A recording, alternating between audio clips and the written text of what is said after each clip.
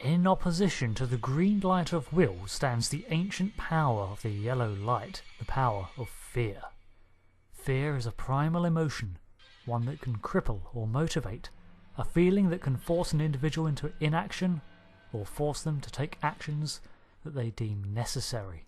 Hello, Rick here, and today we will be exploring the group who forged this power into a weapon to rival the Owen Green Lanterns, the Sinestro Corps, named after arguably one of the greatest lanterns of two armies. We already covered the birth of the emotional spectrum and all its colours in the dawn of time, but with the origin of life in the universe came the introduction of the entities. These beings embody the power of a singular emotion above all others, said to be the first beings in the universe to feel these emotions. The first prey to outrun a predator experienced a spark of something ancient, and the yellow power of fear found its first host. Parallax was born. From there, this being, fueled by fear but wielding power to influence it in others and anchor itself to individuals, twisting their minds, travelled across the cosmos, causing entire cultures to fall to paranoia and terror. Entire civilizations would fall under its sway and tear themselves apart.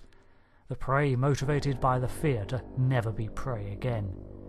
Eventually the Guardians of the Universe captured the malevolent entity and imprisoned it in the same way one tames fear in real life, crushing it under the weight of willpower, sealing it in the central power battery of their Green Lantern Corps.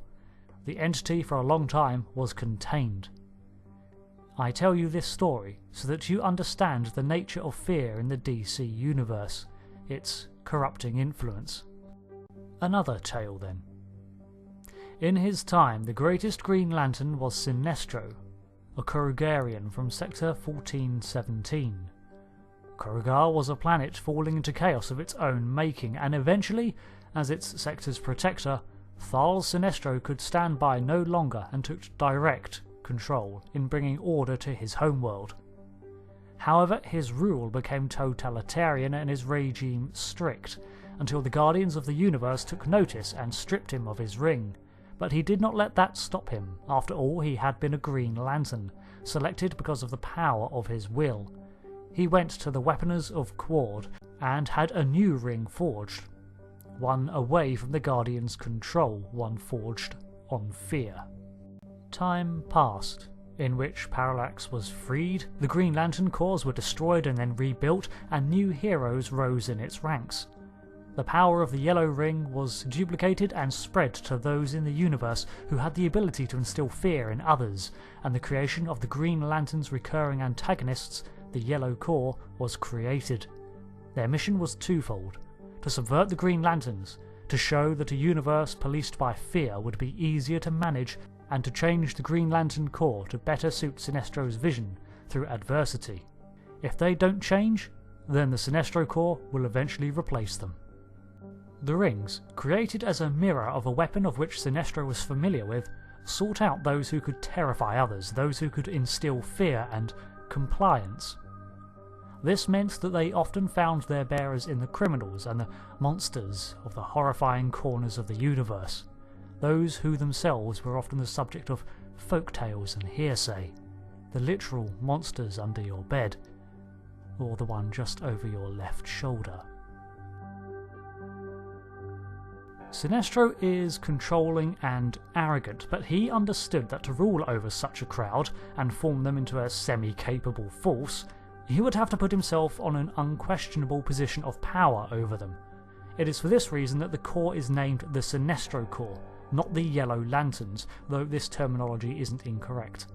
And the very oath that they parody from the Green Lanterns ends with "Beware his power, Sinestro's might." Tales of Sinestro's endeavours and the formation of the Corps, its unjustly outcast leader who discovered a better way, are all recorded in the Book of Parallax and are discussed among its members, permeated as legendary deeds by Lyssa Drac. All this elevates Sinestro in the eyes of his corpsmen to near Messiah-like levels, one who will lead them into a new glorious golden light. Of course, being based on fear, Sinestro is also paranoid, but rightly so when surrounded by such individuals, and his ring bears many failsafes and overrides that he has access to, as well as the fact that his ring in particular seems to have several abilities that the others do not. Not all of the Sinestro members are criminals, however.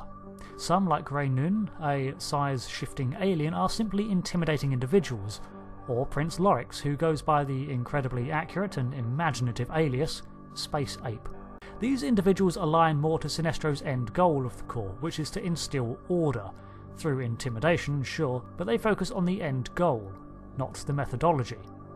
Tulobe used to find victims of crimes, track down their antagonists, and implant the telepathic experience of their victims into the minds to deter crime.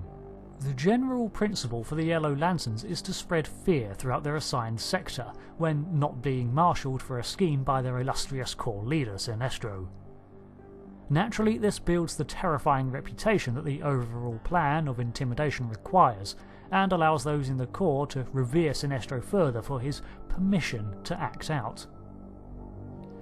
As mentioned, the core divides the universe into 3,600 sectors, as the Green Lanterns do, and this is far from the only similarity to be expected when the founder originally wore a green ring.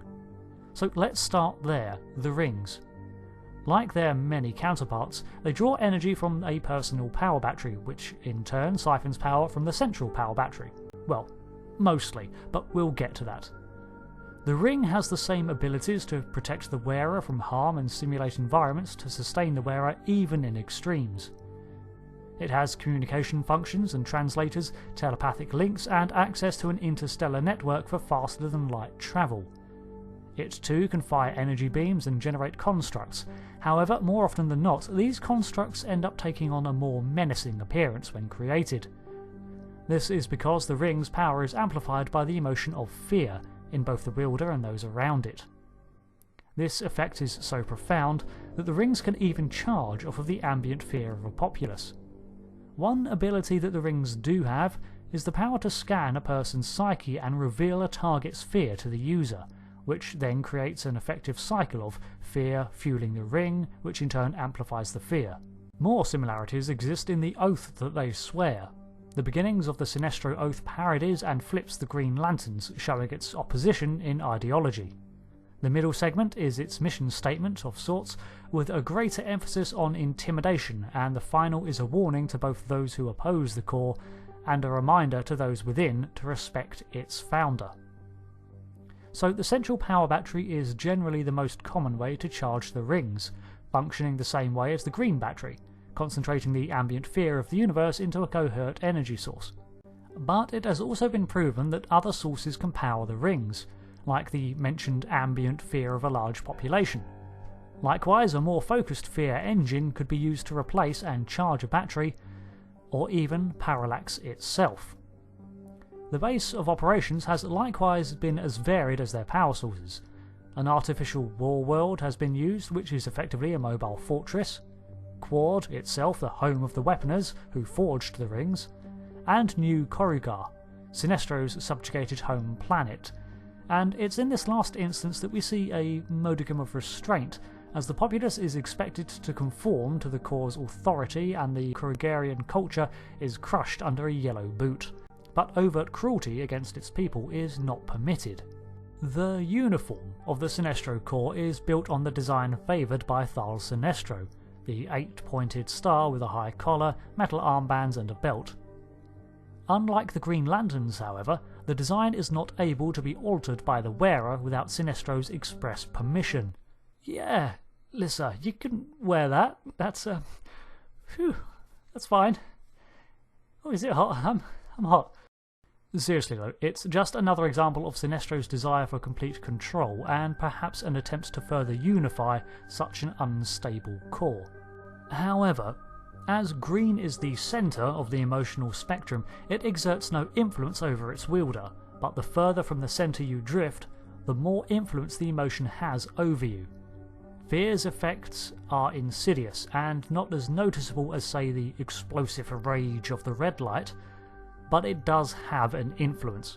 Many who use the yellow ring describe the ability to spread fear as intoxicating and invigorating, making it difficult to give up.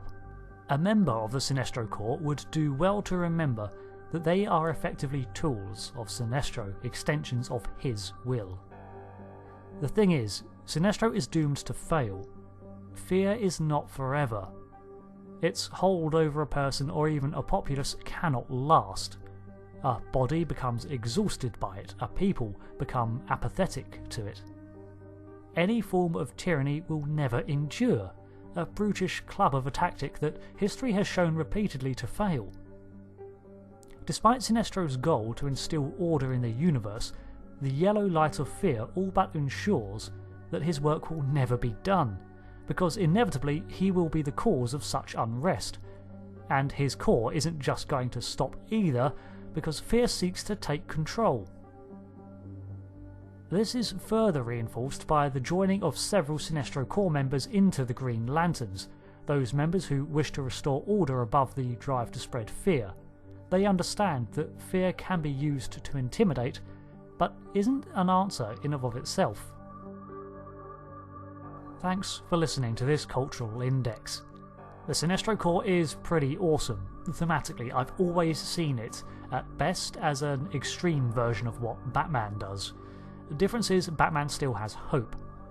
Sure, in theory, the idea of intimidation into submission works, but over a long period of time, it's just unsustainable, something Sinestro and many villains, real and fictional, fail to grasp.